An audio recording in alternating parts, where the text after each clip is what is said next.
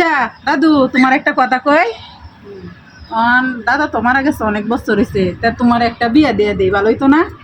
তোর ডঙ্গার গপ লই আসো সেটা কি না মনে সব সময় রং কত রং ভালো লাগে না বুঝছ না শীতটাও আইছে তখন কইতাছি ইয়ে হল গপ করছ হ্যাঁ গাতা লাগলো গাতা হইতে হন নিহা দিতে গোড়া বসো কেমন সাথীর বসে হইছে জামাই মস্তি ডং করছ কে রে অনকি তুমি বিয়া বইতা না? আর আসো অনকি তুমি বিয়া বইতা না? অক্ষরে মুখটা মধ্যে মারবা মুক্তি করলাম করে দালাই তুমি বই হরগা দেখছেন দাদু কিরকম, দাদুর কিন্তু অনেক বছর ধরে তার স্বামী মারা গেছে, দাদা মারা গেছে, অথচ আগেলা মানুষ দেখছেন কেমন অনেক ভালো, সে কিন্তু বিয়ে বওয়ার জন্য রাজি না।